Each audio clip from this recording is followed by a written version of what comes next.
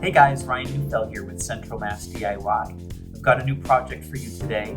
It involves spar urethane, which is something I've been talking a lot about recently. I used it for my birdhouse, and I wanted to use it for a new project, and I wanted to use it in a different finish.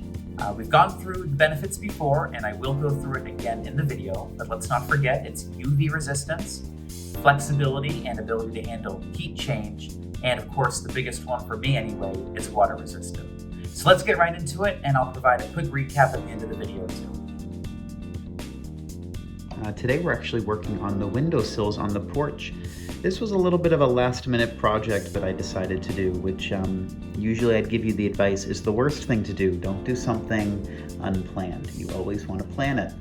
Well, I had plants out here, and one of them, the bottom fell out, and it let water everywhere, and it stained the wood sill. So I decided that I wanted to get this done.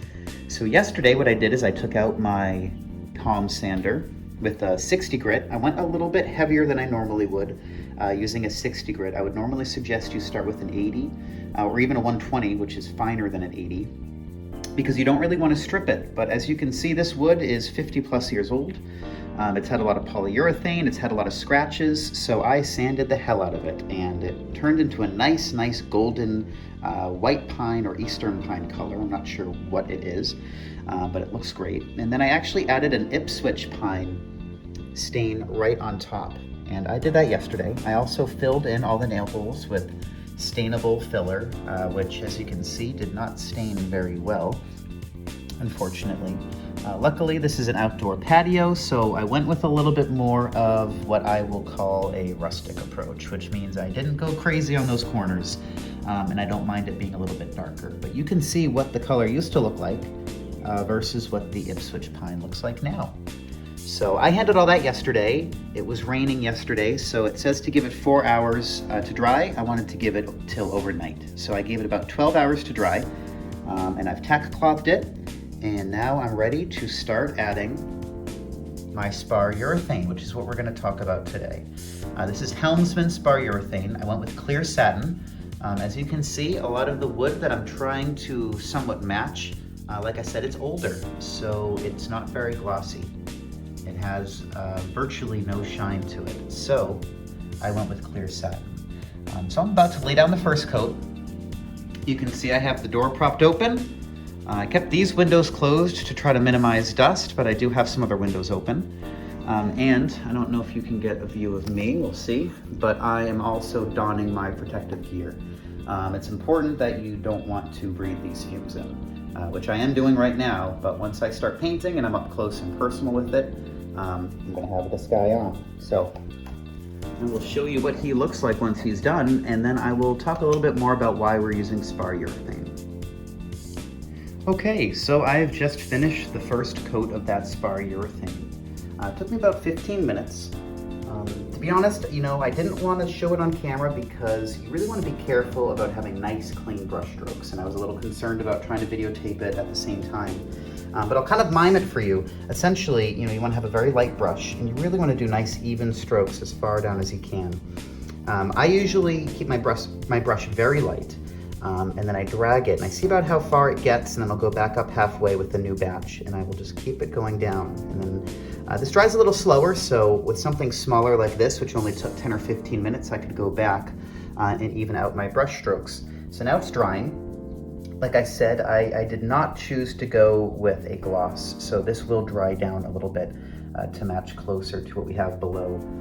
I do have to say I am a little impressed with how close I managed to match the color. This color, when I sanded it down, was much lighter than the wood that I was trying to match. As you can see, by comparison, a windowsill I haven't done yet is much darker. You can also see how it needs to be done. It has a lot of cracks, it's very rough, and these windows are storm windows, so we do get water through them if we get a heavy rainfall, and so I always hate coming out here and seeing water, and like I said, you can even see a little bit of a water stain right there. So compared to this, minus the nail holes, which I'm not super happy about, when I do the other windowsills, I might just not patch them or use a different patch. But I have to say, I like it lighter as opposed to the darker windowsill that it was before. So I think it came out pretty good. I did promise that I would talk a little bit about spar urethane and why we're using that. There's many different urethanes, or even oils for that matter, that you can use. One that I had read about is called boiled linseed oil. The downside to boiled linseed oil is that you have to plan on maintaining that. So you would have to redo this process once or twice a year, and I don't really want to do that. I just wanted to do this one time. This is my first house. My wife and I are hoping to have a new house in the next 3 to 5 years, let's say. This should last 10 plus years. So you've probably heard of polyurethanes or other similar urethanes to that. And a polyurethane is a great synthetic covering. The difference between when you hear the word spar is spar used to mean marine grade. So it's really meant to be around things that are going to be covered in water. So you want to use a spar urethane for outdoor use cases, and then you would have a polyurethane for indoor. Now, you can use spar urethane indoors, and that's what we did here. And spar urethane is very good about being UV resistant. It can take cracking and temperature changes, whereas other polyurethanes might crack over time. Most importantly, it's water resistant. So in theory, when this is done, if I were to pour a cup of water on here, it will just bead up. And so that's why we chose to use that here.